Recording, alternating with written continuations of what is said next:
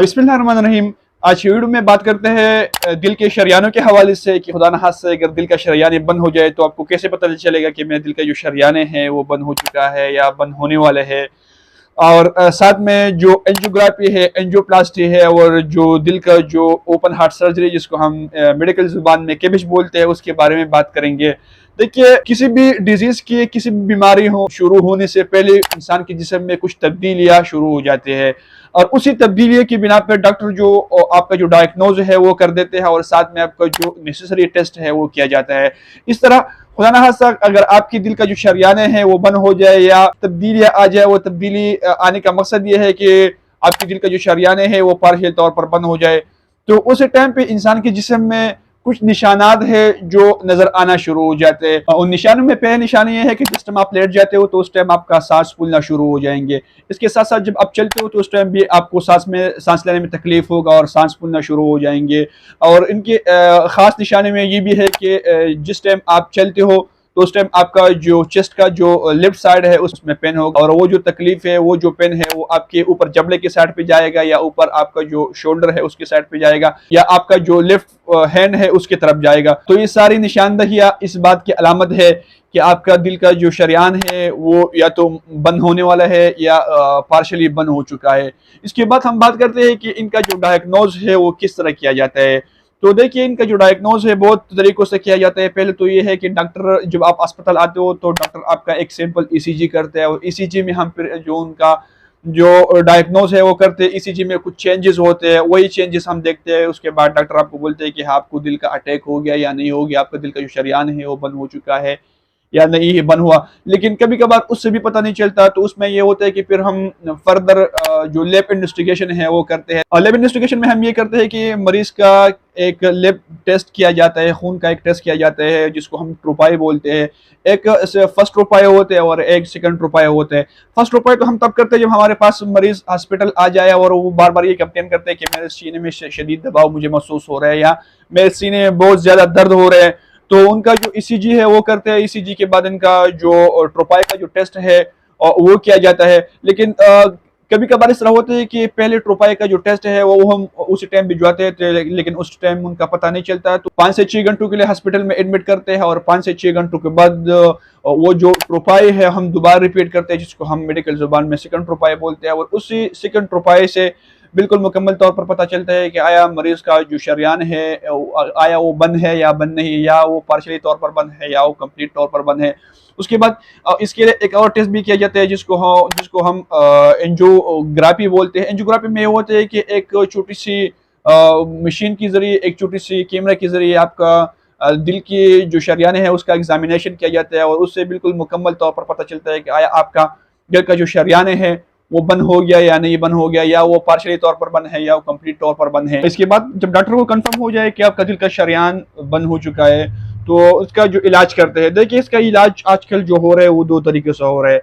या तो ये होता है कि आपको एंजियोप्लास्टी करनी पड़ते हैं। एंजियोप्लास्टी में ये है कि आपको जो बंद शरियान है उसको खोला जाते हैं। वो जो खोलना होते हैं वो इस तरीके से खोला जाता है कि उसके अंदर एक स्टंट डाला जाता है और वो स्टंट उस टाइप का होता है जिस टाइप का जो हम नॉर्मल जुबान में जिसको हम स्प्रिंग बोलते हैं, स्प्रिंग टाइप का होता है।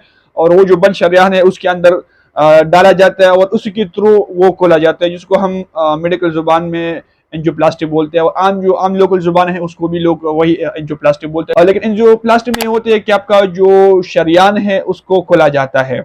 और बात रही इसकी कामयाब होने की, तो उसका जो तकरीबन 3 से 4 साल तक ड्यूरेशन होते हैं कि 3 से 4 साल तक ये काम करता है, उसके बाद ऑटोमेटिकली ये बंद हो जाता है। लेकिन हाँ, कुछ लोग हमने ऐसे देखा है जो अपना जो लाइफ स्टाइल है अगर उसको चेंज किया जाए, आपका जो ब्लड प्रेशर है उसको मेंटेन किया जाए और ब्लड प्रेशर का, शुगर का जो दवाई है उसको अगर टाइम पे लिया जाए तो आपके जो शरियान है उसको दोबारा बंद होने से उसको रोक देते हैं। और साथ में आपका जो कोलेस्ट्रॉल लेवल है उसको जब भी मेंटेन किया जाए, उसका जो मेडिकेशन है प्रॉपर तरीके से इस्तेमाल किया जाए, तो उसी तरीके से उस शरियान को दोबारा बंद होने से इसको बचाते हैं। और इसका जो लास्ट ऑप्शन है जिसको हम किबिश बोलते हैं और जिसको हम जो आम नॉर्मल जुबान है, जो लोकल जुबान है, कुछ लोग उसको ओपन हार्ट सर्जरी बोलते हैं, कुछ लोग उसको जो मेडिकल जुबान में हम उसको किबिश बोलते हैं। उसमें ये होता है कि आपका दिल का जो बंद शरियान है उसके ऊपर एक और शरियान डाला जाता है, लेकिन ये करता है कि आपका जो चेस्ट है उसको मुकम्मल तौर पर चीरा जाता है और आपका जो दिल है उसको बाहर निकाला जाता है, और उस तरीके से आपका जो बंद शरियान है उसके ऊपर दूसरा जो शरियान है वो डाला जाता है, और वो जो शरियान है या तो आपकी पाँव से लिया जाता है और आपके जो नीचे लेफ्ट साइड का जो चेस्ट है उससे लिया जाता है। लेकिन किबिच बहुत रेयर केस में होते हैं, और दूसरी बात ये किबिच का जो एक्सपेंस है, जो खर्चे है वो बहुत ज़्यादा होते हैं, और मेरे ख्याल से तकरीबन आजकल इनका जो एक्सपेंस है, जो खर्च है वो 11 से 15 लाख के करीब होता है। लेकिन ज़्यादातर जो डॉक्टर है वो यही प्रिपेयर करते हैं, यही वो एडवाइस करते हैं कि आप एंजियोप्लास्टी करें। लेकिन एंजियोप्लास्टी में भी उसका भी अपना टाइप होता है। खुदा न खास्ता अगर आपका दिल का एक शरियान बंद हो तो उस टाइम पे आपका जो एंजियोप्लास्टी है वो किया जाता है, और 2 शरियान बंद हो तो उस टाइम पे भी डॉक्टर आपको ये एडवाइस करते हैं कि आप एंजियोप्लास्टी करो। एंजियोप्लास्टी से आपका दिल का जो बंद शरियान है वो खुल जाएगा। लेकिन खुदा न खास्ता अगर आपकी दिल का जो 3 मेन शरियाने हैं वो तीनों मुकम्मल तौर पर बंद है तो उस टाइम पे डॉक्टर आपको ये बोलते हैं कि आप केबिच करो, यानी आपका जो ओपन हार्ट सर्जरी है वो करो। लेकिन फिर भी डॉक्टर ऐसे होते हैं जो बार बार यही एडवाइस करते हैं कि अपने दिल का जो दवाई है वो टाइम से इस्तेमाल किया करें। अगर किसी का एंजियोप्लास्टी हो जाए या किसी का जो ओपन हार्ट सर्जरी है वो हो जाए तो उनके लिए कौन से एहतियात कर लेना चाहिए, तो इसमें यह है कि आपकी रूटीन का जो मेडिकेशन है वो बिल्कुल मिस नहीं कर देना चाहिए, क्योंकि उसमें डॉक्टर आपको एक टाइप का टेबलेट देते हैं जिसको हम ब्लड थिनर बोलते हैं, और उसका काम ये होता है कि वो आपका जो ब्लड है उसको पतला कर देते हैं।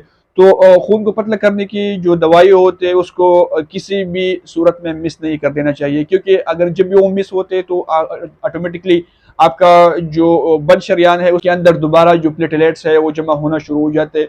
तो इसी वजह से जो ब्लड टिनर होते हैं, एस्कार्ड वगैरह, जो खून को पतले करने वाली जो दवाई है उसको भी किसी भी सूरत में मिस नहीं कर देना चाहिए। और साथ साथ में जिस तरह मैंने आप लोगों को बताया कि अपना जो ब्लड प्रेशर है उसको कंट्रोल में रख के अपना जो स्ट्रेस है उसको कम से कम करें, और इसके साथ साथ अपना जो ब्लड प्रेशर की दवाई है, अपनी जो शुगर की दवाई है उसको टाइम से टाइम लिया करें।